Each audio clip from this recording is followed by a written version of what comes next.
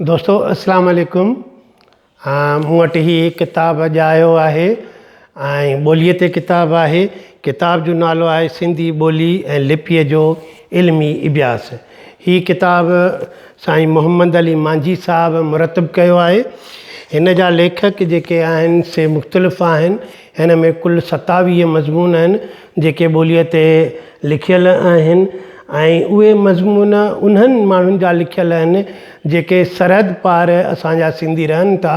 उन्हनि पंहिंजे ॿोलीअ ते, सिंधी ॿोलीअ ते, पंहिंजे मादिरी ॿोलीअ ते, पंहिंजे क़ौमी ॿोलीअ ते मज़मून लिखिया आहिनि।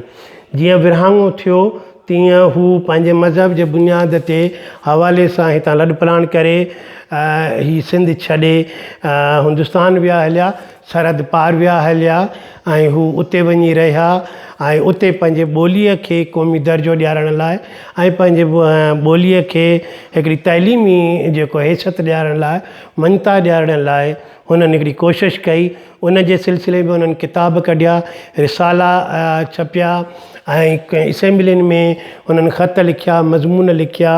उहे मज़मून ऐं उहे जेके किताबनि में, रिसालनि में हिननि जा इंटरव्यूज़ आया या ठहराव आया, उहे साईं मोहम्मद अली मांझी साहब सहेड़े हिन किताब में असांखे हिकु किताबु ठाहे ॾिनो आहे। असांखे हिन किताब पढ़ण सां इहा ख़बर पवंदी त हिंदुस्तान में जेके सिंधी माण्हू वञी रहिया हुननि पंहिंजी ॿोलीअ जे हवाले सां, पंहिंजे मादिरी ॿोलीअ जे हवाले सां, पंहिंजी क़ौमी ॿोली जे हवाले सां केतिरी हुननि जदोजहद कई, केतिरो हुननि पाण पतोड़ियो, केतिरो हुननि लिखियो ऐं केतिरी हुननि महिनत करे उन पंहिंजी सिंधी ॿोलीअ खे हिंदुस्तान जे आइन में शामिलु कराए क़ौमी ॿोलीअ जो दर्जो ॾिनो, पंहिंजी ॿोलीअ खे मञता ॾिनी। इहा जदोजहद ऐं इहा जेका हुननि जी महिनत आहे उहा मज़मूननि जी सूरत में ऐं ठहराउनि जी सूरत में हिन किताब में आयल आहे।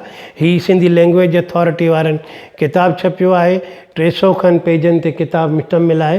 किताबु ॾाढो सुठो आहे ऐं मां सम्झां थो जेके दोस्त असांजे ॿोलीअ जे बारे में ॼाणणु चाहिनि था ऐं ॿोलीअ जे बारे में हुननि खे का चिंता आहे, का फ़िक्रु आहे, का परेशानी आहे त हू इन ॿोलीअ खे जे हवाले सां हीअ किताबु पढ़ी उन मां रहनुमाई वठी सघनि था, उन मां मिसाल वठी सघनि था ऐं असांखे ख़बर पवंदी त ॿोलीअ खे क़ौमी दर्जे ॾियारण लाइ केतिरी महिनत करणी पवंदी ऐं कहिड़े तरीक़े सां करणी पवंदी।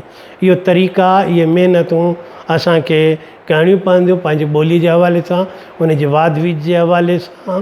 हीअ किताबु ॾाढो सुठो आहे।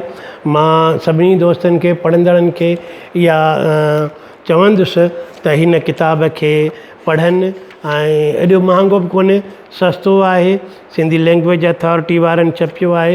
हिन में कुल 27 मज़मून आहिनि जंहिंमें 26 मज़मून सिंधी ॿोलीअ में लिखियल आहिनि ऐं हिकिड़ो मज़मून जेको आहे सो अंग्रेज़ीअ में लिखियल आहे। ऐं ख़ुसूसन जेके इल्म ऐं अदब जा जेके शागिर्द आहिनि उहे हिन ॿोलीअ खे, हिन किताब खे पढ़नि ऐं ॿोलीअ खे सम्झनि। मां सम्झां थो हिननि मां घणो लाभ पिराईंदा।